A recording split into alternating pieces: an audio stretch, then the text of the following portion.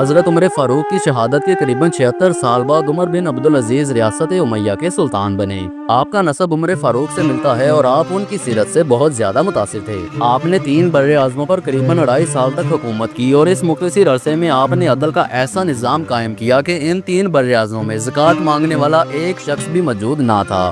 اپنے وصال سے قبل آپ نے فرمایا کہ میں نے 3 سلطانوں کو دفن کیا ہے۔ انہیں دفن کرنے کے بعد جب ان کے چہرے سے کپڑا ہٹایا گیا تو ان کے چہرے سیاہ ترین ہو کر کعبے سے پھر چکے تھے۔ مجھے دفن کرنے کے بعد لازمی دیکھنا کہ میرا اللہ میرے ساتھ کیا سلوک فرماتا ہے۔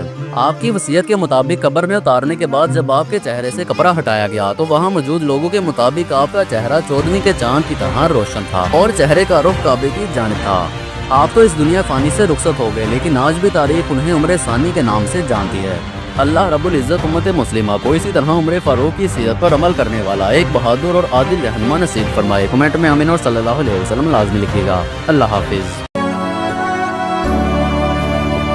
رسول اللہ نے فرمایا کہ تم میں سے جو کوئی مدینہ میں مرنے کی استطاعت رکھتا ہو اسے چاہیے کہ وہ وہیں رہے، کیونکہ جو بھی مدینہ میں فوت ہوگا میں خود بروز قیامت اس کے حق میں شفاعت کروں گا۔ ایک اور جگہ آپ نے فرمایا کہ مدینہ میں داخل ہونے والے تمام رستوں پر فرشتے ہیں، اس لیے دجال اور طاعون اس میں داخل نہیں ہوں گے۔ جس پاک شہر کی آپ نے متعدد مقامات پر بے حد فضیلت بیان کی، جس کعبے میں موجود بت آپ کی آمد سے ٹوٹنے لگے، آج انہی پاک سرزمینوں کی مارکیٹس میں صرف اور صرف دنیاوی مال کے لیے کفار کے خداؤں کے بت بیچے جاتے ہیں۔ انہیں سرزمینوں کے رہنما پوری دنیا میں مسلمانوں پر ظلم ڈھانے والے کفار کے لیڈر کا VIP گیسٹ کے طور پر استقبال کرتے ہیں۔ اللہ رب العزت امت مسلمہ کو عمر بن خطاب کی سیرت پر عمل کرنے والا ایک بہادر اور عادل رہنما نصیب فرمائے، کیونکہ بے شک جو اللہ عمر فاروق کے بعد عمر بن عبدالعزیز کو بھیج سکتا ہے وہ دوبارہ ایسا کرنے پر بھی قادر ہے۔ کمنٹ میں آمین اور صلی اللہ علیہ وسلم لازمی لکھیے گا۔ اللہ حافظ۔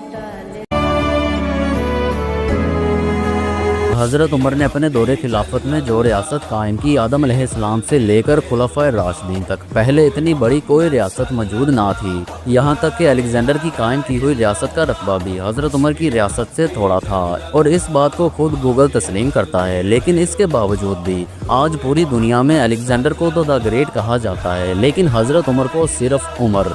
آپ نے قریباً 10 سال اور 6 ماہ تک حکومت کی۔ آپ کے وصال کے قریباً 550 سال بعد منگولیا میں پیدا ہوا وہ شخص کے جس کے ظلم و جبر کی بنیاد پر قائم کی گئی ریاست کو آج بھی انسانی تاریخ کی دوسری سب سے بڑی ریاست سمجھا جاتا ہے۔